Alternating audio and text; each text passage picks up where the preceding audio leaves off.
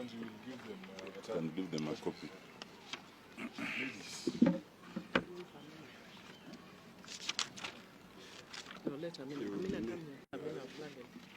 Yes, yes, in case.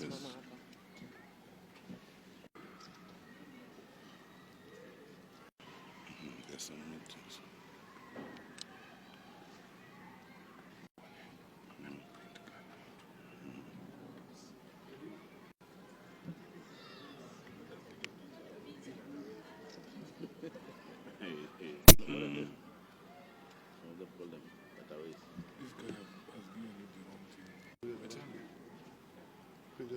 Yeah, because it's not made the corrections.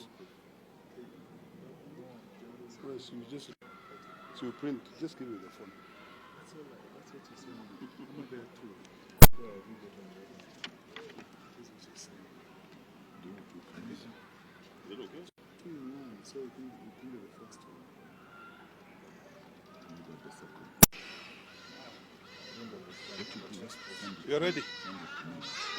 Just 1 minute, please. Send it to my WhatsApp.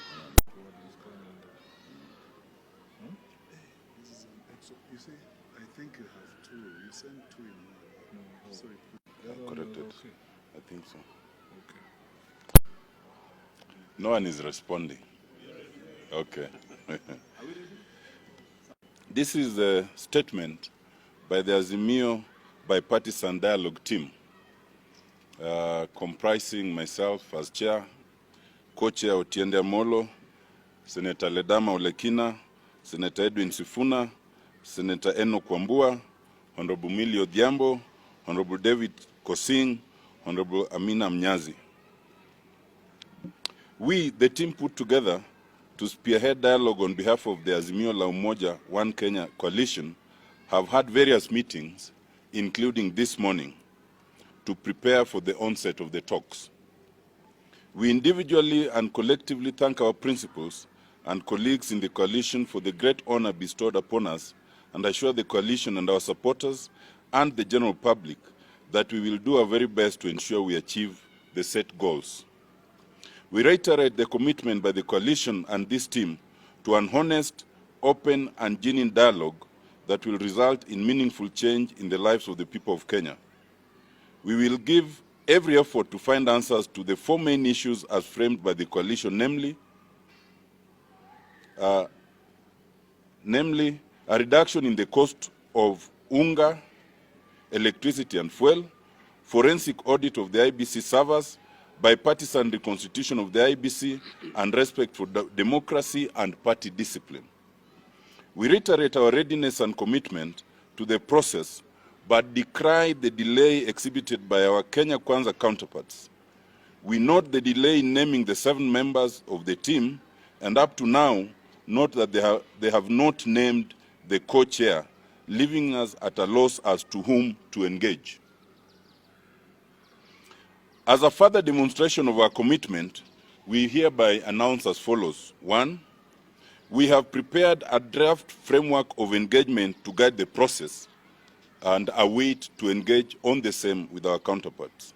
2, we have appointed the following as assisting counsel. First, Professor Makau Mutua, and second, Honorable Jeremiah Kioni. 3, we have appointed Advocate Paul Mwangi to act as Joint Secretary. We note that our counterparts have named Honorable Adan Kainan as part of their team. Honorable Kainan is a member of Azimio.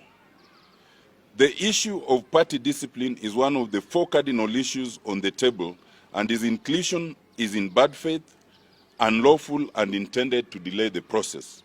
We therefore request our counterparts to reconsider and replace Honorable Kainan so that we can move with speed. This is an extra-parliamentary process initiated by the principles of Kenya Kwanza and Azimio la Umoja One Kenya Alliance. We urge our counterparts to accept the text and spirit of the Constitution of public participation, consultation, and inclusivity in such processes, signed by the team of the Azimio Bipartisan Dialogue team. And the statement will be shared to you and with you. If there's any question, we can take.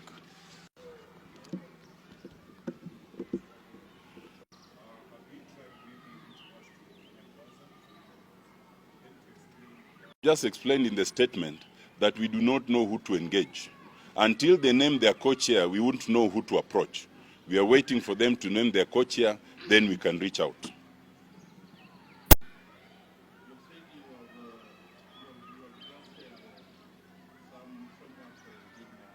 Share it with you. In such talks, whenever you have such talks, there are talks about talks. That draft framework of engagement, we have prepared it so that when we meet the other team, they will also be expected to have prepared their draft. Then we find a way of merging it. So it's not a public document. It's a document for engagement when they're ready. Any other question?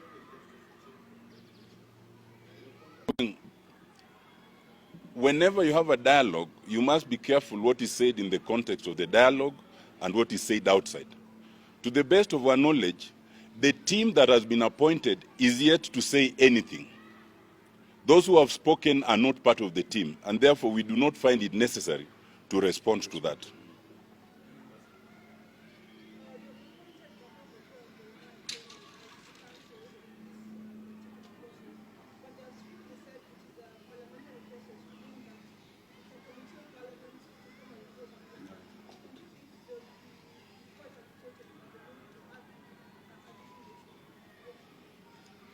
If you look at our statement, the ultimate paragraph, we have indicated that this is an extra-parliamentary process.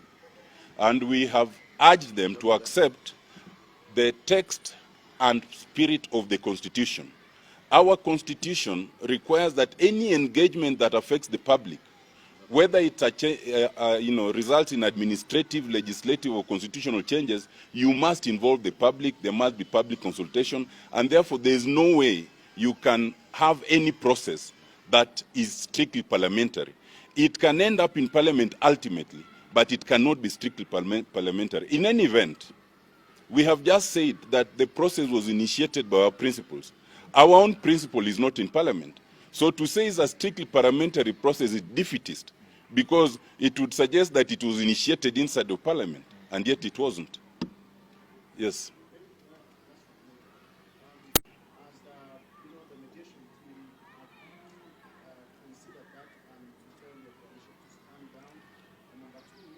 Let me start with your second question.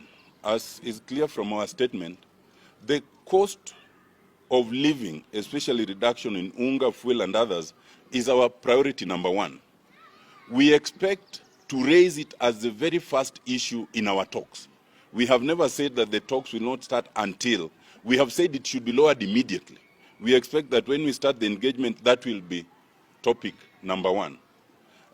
Your first question was in terms of our engagement. Any political party must explain to its membership what it's doing.